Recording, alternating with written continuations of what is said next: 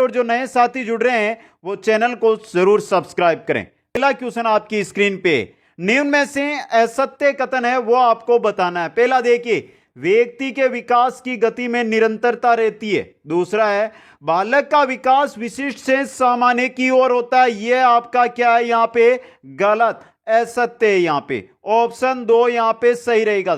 जो बालक का विकास है वो सामान्य से विशिष्ट की ओर चलता है। क्वेश्चन नंबर 2 देखिए, बालक के विकास की वैचारिक क्रियावस्था, बात कर रहे हैं यहां पर वैचारिक क्रियावस्था की। कौन सी उम्र होती है दोस्तों, कितने वर्ष की उम्र, 7 से 12 वर्ष, 7 से 12 वर्ष की उम्र होती है। क्वेश्चन नंबर 3 में चलिए, किसने चरित्र को आदतों का पुंज कहा। चरित्र को आदतों का पुंज किसने कहा दोस्तों, किसने कहा था, सैमुअल इस्माइल ने। किसने कहा था, सैमुअल इस्माइल ने कहा था। 4 नंबर ऑप्शन यहां पे सही रहेगा। नेक्स्ट क्वेश्चन, क्वेश्चन नंबर 4 है, मनोवैज्ञानिकों ने बाल विकास की किस अवस्था को समूह की आयु का है। समूह बालक है वो समूह में किस अवस्था में रहते हैं, किस में रहते हैं, बाल्यावस्था में। किस में रहते हैं, बाल्यावस्था के अंदर। नेक्स्ट क्वेश्चन, क्वेश्चन नंबर 5 है, विकास की किस आयु में बालक में लगभग सभी संवेग विकसित हो जाते हैं। यह सिंपल सा क्वेश्चन है, विकास की कौन सी आयु है जिसके अंदर बालक के सभी संवेग विकसित हो जाते हैं, लगभग पूरे संवेग। कौन से, जब बालक 2 वर्ष तक का होता है, उस समय 2 वर्ष तक दोस्तों। आगे चलिए नेक्स्ट क्वेश्चन, क्वेश्चन नंबर 6 देखिए, ग्रहणशीलता की भावना बालक में किस आयु में सर्वाधिक होती है। जो ग्रहणशीलता की भावना है वो किस आयु में सर्वाधिक देखने को मिलती है दोस्तों, किस आयु के अंदर, 7 से 8 वर्ष के अंदर। ऑप्शन 2 यहां पे सही रहेगा। क्वेश्चन नंबर 7 देखिए, बोलने व उच्चारण करने की योग्यता, बोलने व उच्चारण करने की योग्यता शिशु किस आयु में प्राप्त कर लेता है। बोलने और उच्चारण करने की योग्यता किस आयु के अंदर मित्रों, जब वह 1 वर्ष तक का होता है तब बोलने लग जाता है शिशु। आगे चलिए नेक्स्ट क्वेश्चन में, क्वेश्चन नंबर आ रहा है आपका 8, बाल्यावस्था की विशेषता नहीं है। देखिए पहला, विकास में स्थिरता आती है बाल्यावस्था में, यथार्थवादी दृष्टिकोण विकसित होता है, अधिगम में तीव्रता रहती है, लेकिन उक्त कोई नहीं। 4 नंबर ऑप्शन, इनमें से ये जो है बाल्यावस्था की विशेषताएं है, कोई भी ऐसी नहीं है जो इनमें से नहीं है। तो ऑप्शन 4 यहां पे सही रहेगा। नेक्स्ट क्वेश्चन नंबर 9 है, मनोवैज्ञानिक गुडेनफ के अनुसार व्यक्ति के संपूर्ण मानसिक विकास का कितना भाग 3 वर्ष तक की आयु में हो जाता है। गुडेनफ के अनुसार पूछा है कि जो संपूर्ण मानसिक विकास एक बालक का होता है उसमें से 3 वर्ष तक जब वो होता है 3 वर्ष का, तो कितना विकास हो जाता है दोस्तों, कितना हो जाता है, आधा विकास, 1/2 भाग का विकास 3 वर्ष तक की आयु में हो जाता है दोस्तों। क्वेश्चन नंबर 10 में चलिए, विकास की प्रक्रिया चलती है, विकास की प्रक्रिया कहां तक चलती है दोस्तों, कहां तक, जीवन पर्यंत। विकास की जो प्रक्रिया होती है यह जीवन पर्यंत चलती है। क्वेश्चन नंबर 11 में चलिए, शारीरिक विकास का क्षेत्र है, शारीरिक विकास, हड्डियों में विकास, स्नायु मंडल का विकास, मांसपेशियों में वृद्धि, ये सभी शारीरिक विकास के अंतर्गत आते हैं। उक्त सभी, ऑप्शन 4 यहां पे सही रहेगा आपका। क्वेश्चन नंबर 12 है, वंश परंपरा के मुख्य वाहक, वंश परंपरा के मुख्य वाहक कौन होते हैं दोस्तों, आनुवांशिकता की बात हो रही है यहां पे, कौन होते हैं, जीन्स होते हैं।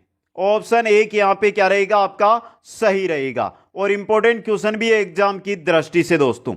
आगे चलिए, क्वेश्चन नंबर आ रहा है आपका 13, शेषवा अवस्था में शिशु होता है, शेषवा अवस्था के अंदर शिशु संवेगात्मक दृष्टि से दर्द नहीं, आत्म केंद्रित होता है। कैसा होता है, आत्म केंद्रित दोस्तों। क्वेश्चन नंबर 14 में चलिए, जीन पियाजेट का बाल विकास वर्गीकरण किस सिद्धांत पर आधारित है। जीन पियाजे का जो बाल विकास वर्गीकरण है वो कौन से सिद्धांत पर आधारित है दोस्तों, कौन से सिद्धांत पर, संज्ञानात्मक विकास के सिद्धांत पर। ऑप्शन 4 यहां पे सही रहेगा। क्वेश्चन नंबर 15 देखिए, शिक्षक को बाल्यावस्था एवं किशोरावस्था में शारीरिक एवं मानसिक विकास की विशेषताओं एवं उनके प्रभावक कारकों का ज्ञान होना आवश्यक है। क्योंकि इससे क्या होता है दोस्तों, बाल्यावस्था एवं किशोरावस्था में जो शारीरिक और मानसिक विकास की विशेषताएं हैं, उनके प्रभाव कारक है, उनका ज्ञान होना आवश्यक है। क्यों आवश्यक है मित्रों? क्योंकि इससे अधिगम है वो क्या हो जाता है, सरल हो जाता है। अधिगम क्या हो जाता है, सरल हो जाता है। क्वेश्चन नंबर 16 देखिए, बाल विकास की निम्न में से किस अवस्था में बालकों का आकर्षण विषम लिंगी के प्रति अधिक हो जाता है?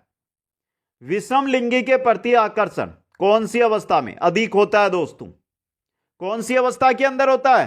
किशोरावस्था के अंदर। 3 नंबर ऑप्शन सही रहेगा यहां पे। क्वेश्चन नंबर 17 देखिए, संवेगों को छिपाने या छद्म रूप से अभिव्यक्त करने की प्रवृत्ति विकसित होती है। संवेगों को छिपाने या छद्म रूप से अभिव्यक्त करने की जो प्रवृत्ति है वो कौन सी अवस्था में विकसित होती है? कौन सी में? किशोरावस्था के अंदर। 3 नंबर ऑप्शन आपका यहां पे सही रहेगा। क्वेश्चन नंबर 18 देखिए, बालक के समाजीकरण का प्राथमिक स्तर या घटक है। बालक के समाजीकरण का प्राथमिक स्तर कौन होता है दोस्तों? परिवार। कौन? परिवार। ऑप्शन 2 सही रहेगा।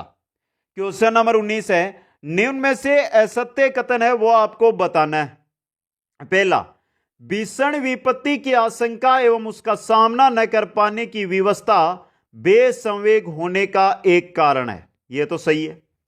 किशोरावस्था में काम संबंधी बे उत्पन्न हो जाते हैं, यह भी सही है।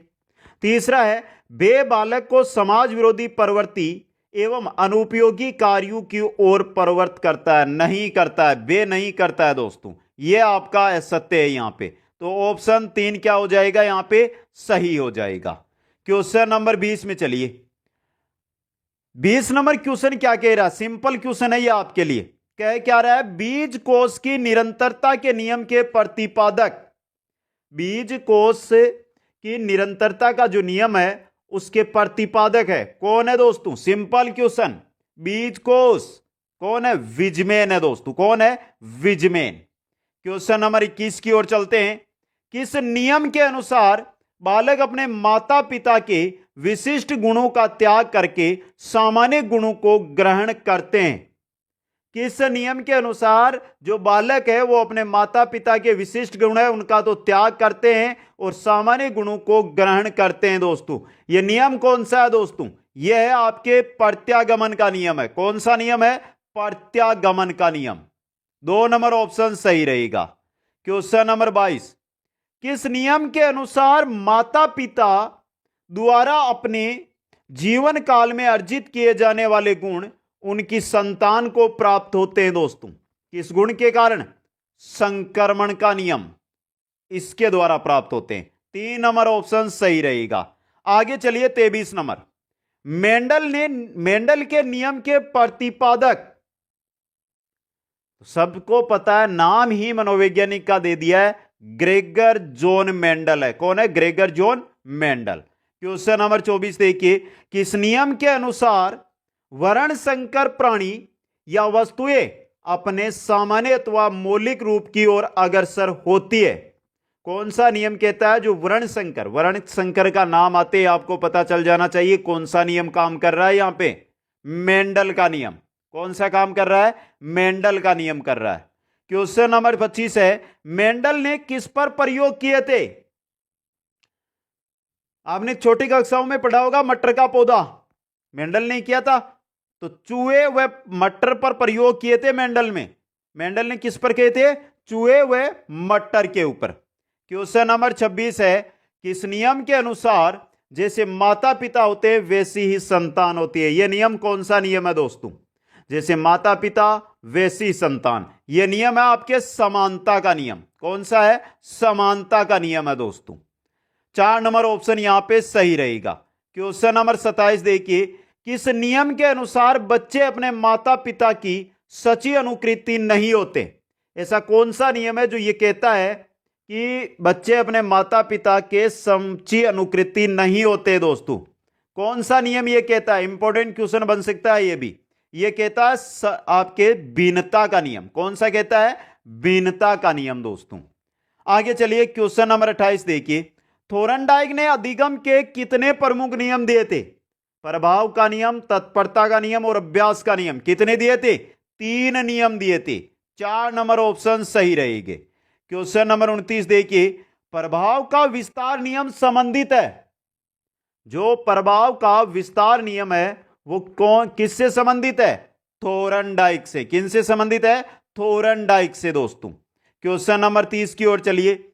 जब एक परिस्थिति में प्राप्त अधिगम ज्ञान का प्रयोग अन्य परिस्थिति में सीखने में कठिनाई उत्पन्न करे तो वो कहलाता है। आपने जो ग्रहण किया है वो अगली परिस्थिति में आपको कठिनाई, बाधा उत्पन्न कर रहा है आपके लिए, तो वो क्या होगा? कौन सा स्थानांतरण होगा दोस्तों?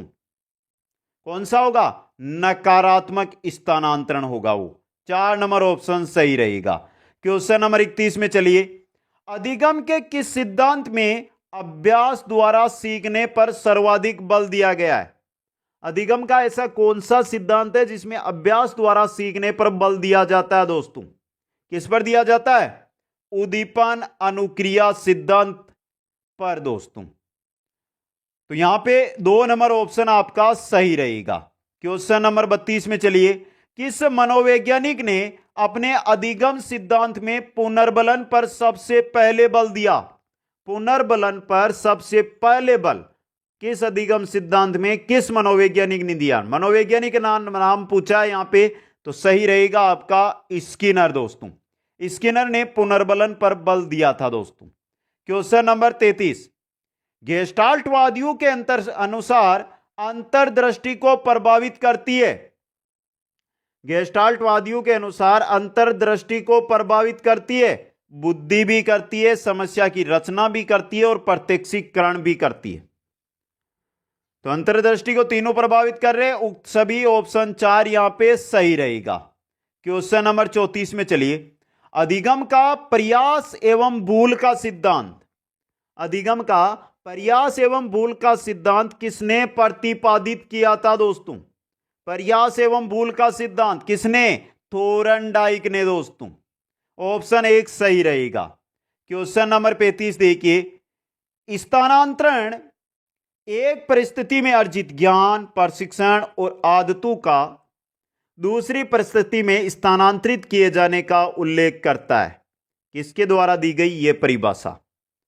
किसने बताई स्थानांतरण की यह परिभाषा? किसने बताई थी? सोरेनसन ने। किसने दी थी यह परिभाषा? सोरेनसन ने दी थी। Question number 36। कक्षा में सीखे गए जोड़, गुणा, भाग आदि के ज्ञान का प्रयोग बालक बाजार में कार्य की गई वस्तुओं के मूल्य के हिसाब किताब में करता है। यह क्या है दोस्तों? यह अधिगम का स्थानांतरण है और सकारात्मक स्थानांतरण का यह क्या है? उदाहरण है दोस्तों। और अच्छा क्वेश्चन है आपके लिए ये। आगे चलिए नेक्स्ट क्वेश्चन में चलते हैं। क्वेश्चन नंबर 37 देखिए। जब संकेत किसी चेतन या क्रियात्मक अनुक्रिया के लिए उद्दीपन के रूप में कार्य करता है तो इसे कहते हैं। संकेत है वो चेतन या क्रियात्मक अनुक्रिया के लिए उद्दीपन के रूप में कार्य करता है तो इसको चिन्ह कहा जाता है। क्या कहा जाता है? चिन्ह दोस्तों। Question number 38। विज्ञान और गणित में चिंतन को के सारे ही विकसित किया जाता है। विज्ञान और गणित के अंदर जो चिंतन है इसको किसके सारे विकसित किया जाता है? सूत्रों के सारे। किनके सारे? सूत्रों के सारे विकसित किया जाता है दोस्तों। क्वेश्चन नंबर 39 में चलिए। चिंतन को प्रभावित करने वाले कारक सशस्त्र प्रेरणा व बुद्धि, प्रत्यय ध्यान तथा रुचि, भाषा, सतर्कता व लचीलापन। उपरोक्त सभी चिंतन को प्रभावित करने वाले कारक है दोस्तों। क्वेश्चन नंबर 40 में चलिए। चिंतन में अत्यधिक सहायक होती है। चिंतन में अत्यधिक सहायक होती है पूर्व दृष्टि, पश्चात दृष्टि, अंतर्दृष्टि। सभी चाहिए चिंतन के अंदर, तो पूर्व दृष्टि भी, पश्चात दृष्टि भी और अंतर्दृष्टि भी। तो उपरोक्त सभी चिंतन में क्या है? सहायक है दोस्तों। क्वेश्चन नंबर 41 देखिए। चिंतन के विकास का उपाय क्या है? चिंतन के विकास का उपाय पूछा। पहला देखिए, शिक्षकों को बालकों के ज्ञान का विस्तार करना चाहिए क्योंकि ज्ञान चिंतन का मुख्य स्तंभ है। शिक्षक को बालकों को तर्क, वाद विवाद, समस्या समाधान और चिंतन शक्ति को प्रयोग करने के अवसर देने चाहिए। शिक्षक को बालकों को जिज्ञासु बनाना चाहिए। ये सभी है जो चिंतन के विकास में उपाय है, सहायक है। उपरोक्त सभी ऑप्शन 4 यहां पे सही रहेगा।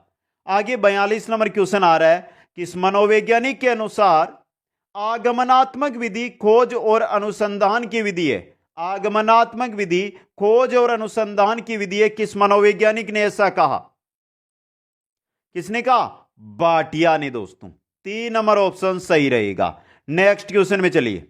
सृजनात्मक चिंतक द्वारा किस प्रकार का तर्क अधिक प्रयोग किया जाता है? सृजनात्मक चिंतन के द्वारा किस प्रकार का तर्क अधिक है जो प्रयोग किया जाता है दोस्तों? आगमनात्मक तर्क। कैसा? आगमनात्मक तर्क दोस्तों। क्वेश्चन नंबर आगे चलते हैं हम। क्वेश्चन नंबर आ रहा है आपका 144। निम्न में से कृत्रिम अभिप्रेरक है? पुरस्कार, प्रशंसा, दंड या सभी? ये चारों जो 3 दिए ना आपको, पुरस्कार, प्रशंसा और दंड, ये तीनों के तीनों कृत्रिम अभिप्रेरक है आपके। तो उक्त सभी 4 नंबर ऑप्शन यहां पे सही रहेगा आपका। क्वेश्चन नंबर 45 है कि इस मनोवैज्ञानिक के अनुसार अभिप्रेरक 2 प्रकार की यथा, एक तो जन्मजात और दूसरा अर्जित, किसने बताए? जन्मजात और अर्जित अभिप्रेरक किसने बताए थे? थॉमसन ने। किसने बताए थे? थॉमसन ने बताए थे दोस्तों। क्वेश्चन नंबर 46 है निम्न में से कौन सी अभिप्रेरणा की विधि नहीं है? पाठ में रुचि उत्पन्न करना, यह तो है। बालकों में प्रतिद्वंद्विता की भावना का विकास, यह भी है। अच्छे कार्यों के लिए बालकों की प्रशंसा करना, यह भी है। उक्त में से कोई नहीं। 4 नंबर ऑप्शन सही है यहां पे। क्वेश्चन नंबर 47 है प्रेरणा छात्र में रुचि उत्पन्न करने की कला है। प्रेरणा छात्रों में रुचि उत्पन्न करने की कला है। अधिगम में अभिप्रेरणा के महत्व को दिग्दर्शित करने वाला यह कथन है किसका दोस्तों? किसका? ये थॉमसन का कथन है। ये ऑप्शन 2 यहां पे सही रहेगा। क्वेश्चन नंबर 48 निम्न में से कौन सी विधि अभिप्रेरणा की उचित विधि नहीं है? दंड का प्रयोग पहली ही उचित विधि नहीं है। अभिप्रेरणा की हम बात कर रहे हैं और वहां पर बात करें दंड की, तो यह कहां की उचित है? कहीं की उचित नहीं है दोस्तों। आगे चलिए क्वेश्चन नंबर 49 गेरेट ने अभिप्रेरकों के कितने प्रकार बताए हैं? गेरेट ने अभिप्रेरकों के कितने प्रकार बताए दोस्तों? कितने प्रकार बताए? 3 प्रकार। 2 नंबर ऑप्शन यहां पे सही रहेगा। क्वेश्चन नंबर 50 देखिए अभिप्रेरणा के संज्ञानवादी व्यवहार सिद्धांत का प्रतिपादन किसने किया था? संज्ञानवादी व्यवहार सिद्धांत किनका है मित्रों? ये लेविन, न्यूकॉम्ब व वर्दीमर का। लेविन, न्यूकॉम्ब व वर्दीमर का संज्ञानवादी व्यवहार सिद्धांत। क्वेश्चन नंबर 51 है उपलब्धि अभिप्रेरणा सिद्धांत किस मनोवैज्ञानिक का है? उपलब्धि अभिप्रेरणा सिद्धांत किनका है दोस्तों? इंपॉर्टेंट क्वेश्चन आपके लिए बन सकता है। किनका है ये? मैकक्लेलैंड का। किनका है? मैकक्लेलैंड 1953 में। इंपॉर्टेंट क्वेश्चन आपके लिए ये। आगे चलिए क्वेश्चन नंबर 52 है व्यक्तिगत भिन्नता के प्रकार बताइए। व्यक्तिगत भिन्नता के आपको यहां पे क्या पूछे हैं? प्रकार पूछे हैं, तो बता दीजिए। मानसिक है, शारीरिक भिन्नता है, योग्यता और व्यक्तित्व में भिन्नता है, भावात्मक व स्वभावगत भिन्नता है। तो ये सभी व्यक्तिगत भिन्नता के प्रकार है। उपरोक्त सभी ऑप्शन 4 सही रहेगा। क्वेश्चन नंबर 53 है किस मनोवैज्ञानिक ने व्यक्तिगत भेद इस प्रकार बताए हैं? सैद्धांतिक, आर्थिक, सामाजिक, सौंदर्यात्मक, राजनीतिक, धार्मिक। ये व्यक्तिगत भेद किसने बताए थे? स्प्रेंगर ने बताए थे। ये किसने बताए थे? स्प्रेंगर ने। और अच्छा क्वेश्चन बन सकता है ये भी एग्जाम की दृष्टि से। क्वेश्चन नंबर 54 देखिए किस मनोवैज्ञानिक ने व्यक्तियों का भेद इस प्रकार किया? जैसे मानसिक रूप से स्तर, मानसिक रूप से अस्थिर। ये किसने बताए? ये ट्राटर ने बताए दोस्तों। किसने बताए? ट्राटर ने दोस्तों। 3 नंबर ऑप्शन है जो यहां पे आपका सही रहेगा। क्वेश्चन नंबर 55 देखिए, संवेगों की भिन्नता व्यक्तित्व के लिए समस्या होती है। संवेगों की जो भिन्नता है वो व्यक्तित्व के समायोजन के लिए क्या होती है? समस्या होती है दोस्तों। अच्छा और इंपॉर्टेंट क्वेश्चन बन सकता है एग्जाम के अंदर ये। क्वेश्चन नंबर 56 देखिए, व्यक्तिक भेदों के मापन हेतु परीक्षण है। व्यक्तिक भेदों के मापन हेतु पहला देखिए, बुद्धि परीक्षण तथा कर्म सूचक परिमाप, व्यक्तिक परीक्षण तथा अभिरुचि परीक्षण, निर्धारण परीक्षण तथा अभिवर्ती परीक्षण। ये व्यक्तिक भेदों के मापन के परीक्षण है तीनों ही। तो उपरोक्त सभी ऑप्शन 4 यहां पे क्या रहेगा? आपका सही रहेगा। क्वेश्चन नंबर 57 है, बुद्धि परीक्षणों द्वारा व्यक्ति की भिन्नताओं का पता लगाया जाता है। बुद्धि परीक्षणों के द्वारा, बुद्धि की बात हो रही है, बुद्धि कहां पर है? मानसिक रूप से। तो बुद्धि परीक्षणों द्वारा व्यक्ति की मानसिक भिन्नताओं का पता लगाया जाता है। 2 नंबर ऑप्शन आपका यहां पे सही रहेगा। क्वेश्चन नंबर 58 देखिए, किस परीक्षण द्वारा बुद्धि, अभिरुचि, अभिवर्ती, व्यक्तित्व की विशेषताओं के आधार पर व्यक्ति का कर्म निर्धारित किया जाता है? देखिए, बुद्धि, अभिरुचि, अभिवर्ती, व्यक्तित्व की जो विशेषताएं हैं इनके आधार पर व्यक्ति का कर्म निर्धारित किस सिद्धांत में काम में लिया जाता है? बताइए दोस्तों। कर्म सूचक परिमाप के अंदर। 3 नंबर ऑप्शन सही रहेगा और इंपॉर्टेंट क्वेश्चन भी यही है आपके लिए। आगे चलिए, क्वेश्चन नंबर 59 नंबर है, किसके अनुसार व्यक्तित्व व्यक्ति के संगठित व्यवहार का संपूर्ण चित्र होता है दोस्तों? किसके अनुसार? किसके अनुसार व्यक्तित्व व्यक्ति के संगठित व्यवहार का संपूर्ण चित्र होता है? यह कहा था डेसिल ने। किसने कहा था? डेसिल ने कहा था। क्वेश्चन नंबर 60, व्यक्तित्व के किस पहलू का संबंध मानव की क्रियाओं से है? व्यक्तित्व के किस पहलू का जो संबंध है वो मानव की क्रियाओं से है दोस्तों। क्रियाओं से यानी कि क्रिया हो रही है मतलब क्रियात्मक पहलू दोस्तों। 3 नंबर ऑप्शन। क्वेश्चन नंबर 61 है, निम्न में से व्यक्तित्व का कौन सा प्रकार मनोवैज्ञानिक है? बहिर्मुखी, सैद्धांतिक, शक्तिहीन और राजनीतिक। अब यहां पे आपको बताना है व्यक्तित्व का कौन सा प्रकार मनोवैज्ञानिक है। तो बहिर्मुखी, अंतर्मुखी बताए थे ना, पहला ऑप्शन 1 सही रहेगा। क्वेश्चन नंबर 62 है, व्यक्तित्व मापन की कौन सी विधि में व्यक्ति का मूल्यांकन उसके संपर्क में रहने वाले लोगों से करवाया जाता है? कौन सी विधि है जिसमें मूल्यांकन संपर्क में रहने वाले लोगों के द्वारा? किसमें? मानदंड मूल्यांकन विधि के अंदर। ऑप्शन 4 सही रहेगा। क्वेश्चन नंबर 63, व्यक्तित्व मापन की किस विधि में व्यक्ति को चित्र दिखाकर उसके आधार पर लिखी गई कहानी के विश्लेषण द्वारा व्यक्तित्व का मूल्यांकन किया जाता है? व्यक्ति को चित्र दिखाया जाता है, उसके आधार पर लिखी गई कहानी का विश्लेषण किया जाता है और व्यक्तित्व का जो है मूल्यांकन किया जाता है। यह आपकी होती है प्रक्षेपण विधि। कौन सी है मित्रों? प्रक्षेपण विधि है दोस्तों। आगे चलिए, क्वेश्चन नंबर 64 देखिए, किस सिद्धांत का आधार फ्राइड एवं जुंग की धारणाएं हैं? फ्राइड एवं जुंग की धारणाएं किस सिद्धांत का? मनोविश्लेषणात्मक सिद्धांत का आधार है दोस्तों। 1 नंबर ऑप्शन सही रहेगा। क्वेश्चन नंबर 65, यंत्रों एवं मशीनों से संबंधित कार्यों में विशेष दक्षता एवं रुचि कौन सी बुद्धि के कारण होती है दोस्तों? यंत्र और मशीनों की बात हो रही है तो आपकी मूर्त बुद्धि होगी। कौन सी होगी? मूर्त बुद्धि होगी दोस्तों। क्वेश्चन नंबर 66, किसने कहा कि बुद्धि सीखने की योग्यता है? बुद्धि सीखने की योग्यता है ऐसा किसने कहा? ऐसा बंकीगम ने कहा। किसने कहा? बंकीगम ने दोस्तों। क्वेश्चन नंबर 67 देखिए, निम्न में से कौन बुद्धि को समायोजन की योग्यता मानता है? बुद्धि को समायोजन की योग्यता कौन मानता है? बुद्धि को समायोजन की योग्यता विलियम स्टर्न। कौन मानता है? विलियम स्टर्न मानता है दोस्तों। क्वेश्चन नंबर 68 में चलिए, बुद्धि के एक तत्व सिद्धांत के प्रतिपादक कौन है दोस्तों? बुद्धि का जो एक तत्व सिद्धांत है वो किसने दिया?